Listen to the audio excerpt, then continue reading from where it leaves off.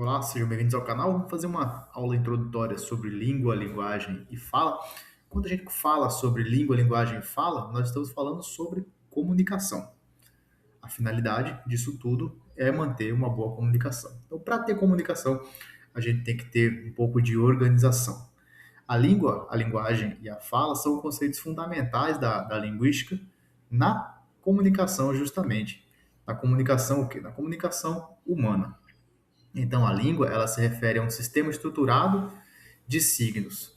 Né? Esse sistema ele tem que ser convencionado, tem que fazer sentido para todo mundo, para que haja uma interação. Ele tem que ser compartilhado por uma determinada comunidade, como é a nossa língua portuguesa. Ela é compartilhada por uma comunidade, como é o inglês, como é o mandarim, como é todas as línguas utilizadas por países.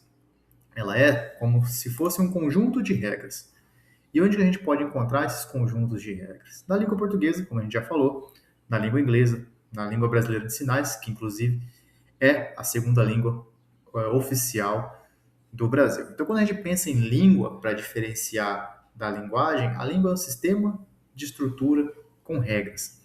Por quê? Porque eu preciso dessas regras para que elas sejam o menos mutável possível para poder ter uma comunicação eficiente, certo? Então, a língua portuguesa, ela é convencionada, ela existe convenções, existem regras. Língua inglesa é a mesma coisa, brasileira de sinais também. Então, nós não podemos confundir língua com linguagem, que é o nosso próximo tópico, porque a linguagem, ela pode ser tanto verbal quanto não verbal. Quando você encontra alguém na rua e faz um sinal de joinha, você entende mais ou menos ali que a pessoa está afirmando, está gostando de algum tipo de coisa. Houve ali uma troca de mensagem, uma compreensão mútua, houve aí uma manifestação de linguagem. E a linguagem ela pode ser verbal, como as palavras faladas ou escritas oralmente, como eu estou fazendo aqui, ou pode ser dos livros escritos, uma mensagem, um SMS, um WhatsApp e tanto mais. A linguagem também pode ser não verbal, como o gesto que eu acabei de falar, como os sinais, sinais de trânsito, a plaquinha de pare, o semáforo. Ali são linguagens não verbais, não utilizam letras, não utilizam palavras, utiliza cor e posição. Então, transmitiu ali alguma mensagem, manifestou-se a linguagem. A linguagem também pode ter esses dois, pode ser mista, pode ter tanto o texto quanto a imagem. Um grande exemplo disso são as placas de trânsito. Então, bem tranquilinho, conceitos simples, conceitos rápidos para a gente poder fazer algumas questões. Nosso terceiro conceito é o conceito de fala. A fala, ela já pega um pouco mais da individualidade da pessoa. Por exemplo, a gente tem o sistema de códigos, de signos, que é a língua portuguesa. A gente tem a linguagem, que é a manifestação desse código. E a gente tem a fala, que ela é mais individualizada para cada pessoa. Então, por ela ser individualizada, ela tem ali, ela pode ter em determinadas geografias um sotaque diferente, uso de palavras diferente, mas que não fuja da língua. Por exemplo, no Nordeste tem um sotaque diferente do Sul, que tem do Sudeste, que tem do Centro-Oeste. Então, esse sotaque são variações da mesma língua. Vocabulário é um conjunto de palavras que você faz uso e entonação, o grau que você fala da palavra. Entonação, fala, cantada, algumas pessoas falam, tem uma forma mais cantada, mais falada de utilizar a fala, ou seja, a fala é uma manifestação individual da linguagem. E como tudo precisa de regra, a gente tem a gramática, né? Para quem estuda para concurso, para vestibular, para Enem, a gramática, ela é assim a manifestação dessas regras.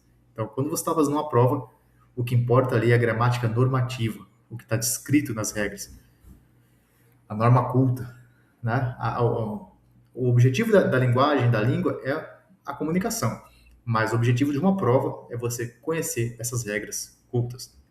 Também tem a gramática descritiva, que é essa que descreve o uso real da língua, e a gramática internalizada, porque todo mundo que está aqui assistindo essa aula, todo mundo que mora no Brasil, todo mundo conhece a língua portuguesa. Conhece, você fala, você se comunica, mas a gente não tem, assim, muitas vezes, uma proximidade entre a gramática internalizada e a gramática normativa. Por isso que você estuda português e fala, nossa, eu falo, mas como não sei português? Você sabe português. Você tem uma gramática internalizada.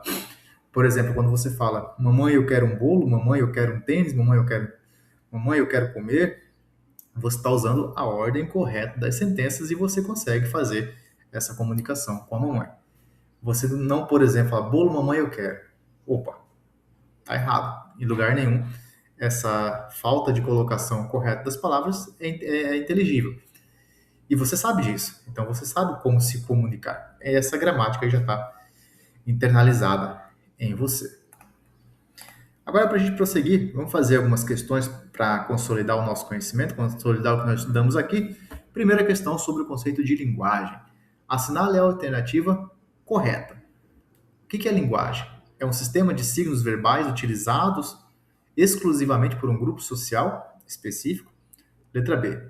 É qualquer sistema de sinais, gestos, sons, cores, palavras que permite comunicação? Letra C. Refere-se apenas à modalidade escrita da comunicação humana?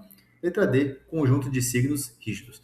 Bom, só um comentário aqui. Sempre que você encontrar, como aqui na letra C, refere-se apenas à modalidade escrita, provavelmente essa questão vai estar errada, porque ela está reduzindo muito as opções. O que você responderia na letra B? Gabarito aqui, na letra B.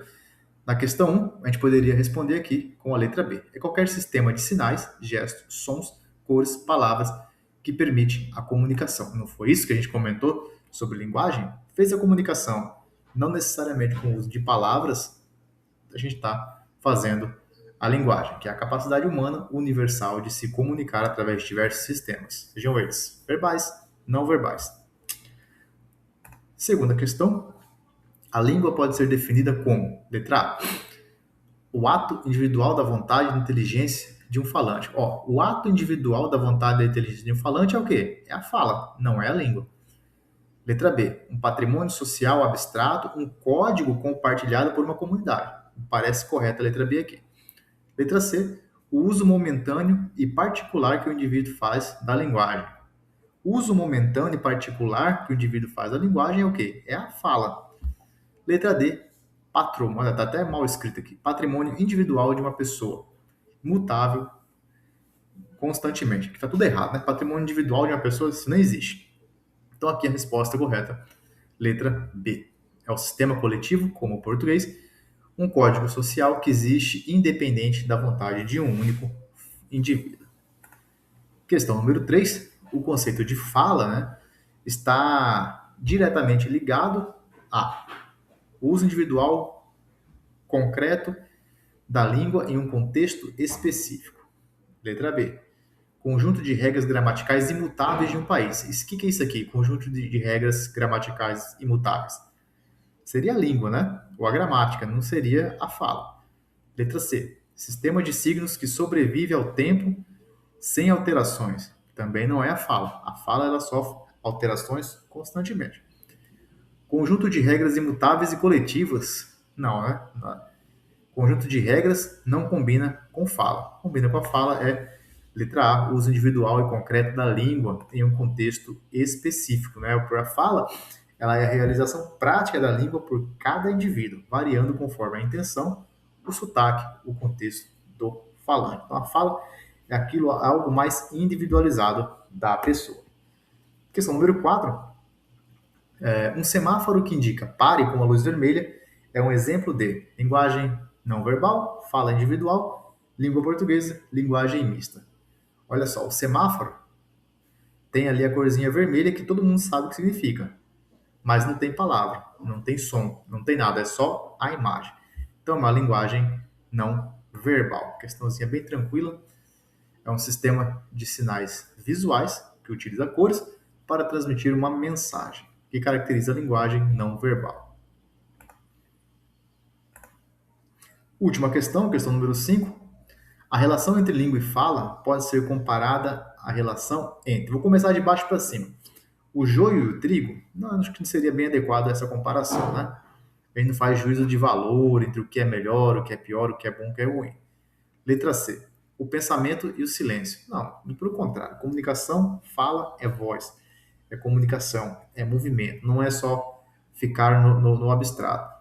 Papel e a caneta, meio esdrúxula essa comparação. Letra A. O manual de instruções e a montagem do objeto por uma pessoa. a letra A que me parece mais adequada, porque a língua é ali um manual de instruções, as regras que você precisa usar. E a comunicação, a fala, a linguagem é a montagem do objeto que você quer transmitir. Então a letra A me parece mais correta nesse sentido. Na justificativa, o manual representa o código, a língua, enquanto a montagem, a prática, representa o ato, a execução, a fala, a comunicação. Bom, espero que vocês tenham gostado dessa aula, uma aula bem introdutória, mas que é essencial para a gente poder dar o próximo passo nos estudos sobre a língua portuguesa. É importantíssimo entender a diferença entre fala, entre língua, entre linguagem, gramática, para não fazer uma mistureba desses conceitos e na hora que cair uma questão a gente ficar perdido. Valeu? Até a próxima!